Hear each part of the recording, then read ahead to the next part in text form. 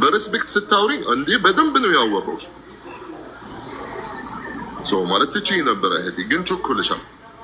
እንዲህ ገብተሽ ማለት መናገርሽ ትላንትና አይ ዶንት ኖ መቼ እንደነበረ ብቻ ማለት ቾኮልሻል።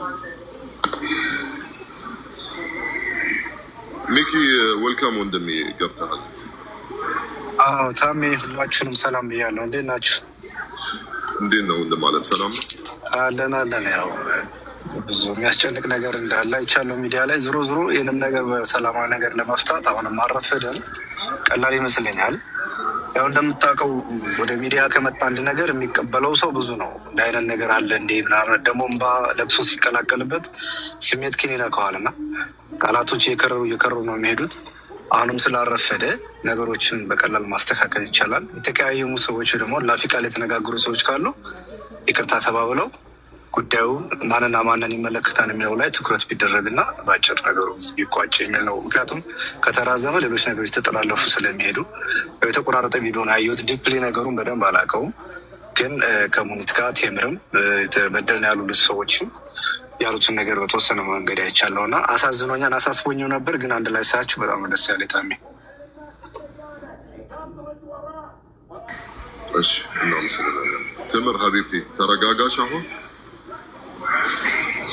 እኔ በደንብ ተረጋግቻለሁ። እኔ እኮ ነገሮቹን አግሬሲቭ እየሆነች እየመለሰች ያለችው እሷ ናት እንጂ አሁንም ቢሆን ነገሮቹ እናንተ እሷ ትስጣቸው ስል አያገባሽም፣ ከፈለኩ ከለክላቸዋለሁ፣ በአንቺ ከሆነ አልሰጣቸውም የሚል መልሶች ነው የመጡት። ንግግርሽ እኮ ነው የኔ ንግግር ምንድን ነው? እኔ ከሙኒት ጋር ጸብ የለኝም፣ ልጆቹንም አላውቃቸውም። እሷንም የማውቃት ሰው ስትረዳ አውቃለሁ ብዬ ከተናገርኩ ስለ ሙኒት መጥፎ ነገር እሷን አግሬሲቭ አድርጎ የሚያናግር ነገር የለም።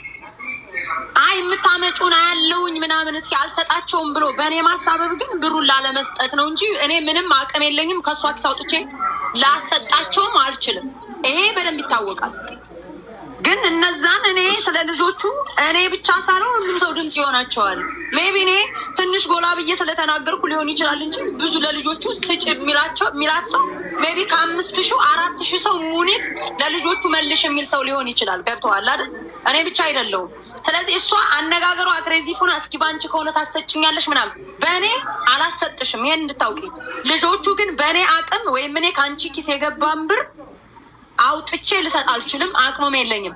አንቺ ግን አሳዝነውሽ መስጠት ከቻልሽ ስጫቸው ነው፣ ሌላ ነገር አይደለም። እኔ ጋር የሚያጋባሽ አዳምጪ ቴምር፣ አንድ ነገር ልንገርሽ። አንቺ በጣም ስማርት ሴት ነሽ፣ በጣም የተካንሽ ሰው ነሽ።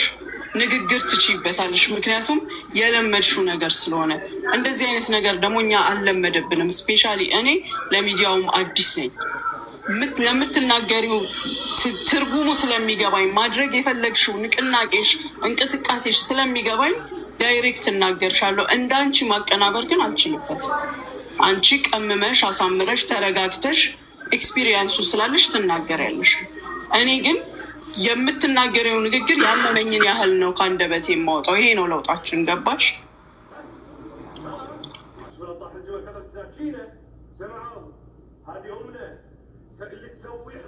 ግን አሁንም መናገር የምፈልገው ቴምር ሙኒትም ሆነች ቴምር ሁለታችሁም ምናልባት የልጆቹ ጉዳይ ከሆነ ሁለታችሁን እንደዚህ ያገናኛችሁ እናንተ ከዚህ በኋላም ለምትነጋገሩት ነገር ኃላፊነቱ ሰው የመጀመሪያው። ሁለተኛ የልጆቹ ገንዘብ ካለ ምናልባት በምን መልኩ ነው ገንዘቡ ሊኖር የቻለው? ለምን ልጆቹ እንደዛ ሊሉ ይቻሉ?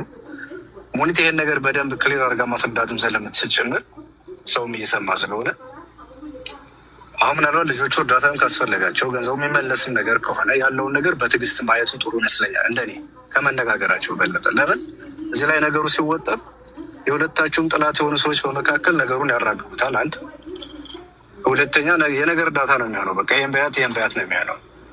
ልጆቹም ቢሆን ገንዘቡ እንዲመለስላችሁ ከፈለጋችሁ በቃ ጥያቄውን አቅርባቸዋል። ጥያቄውን ሰምተው ሙኒትም ይሄን ነገር እንኳን ይሄን ሌላ ነገር መፍታት የምችል ሰው ናት። እኛ ብዙ ነገር ስትረዳ እናውቃለን። ቴምር እንዳለችው ይህን ነገር መፍታት አያቅታትም። ካለም ደግሞ ምናልባት ጊዜ የሚያስፈልግም ከሆነ አምኖ ነገሩን በጊዜ መመለስ ይቻላል።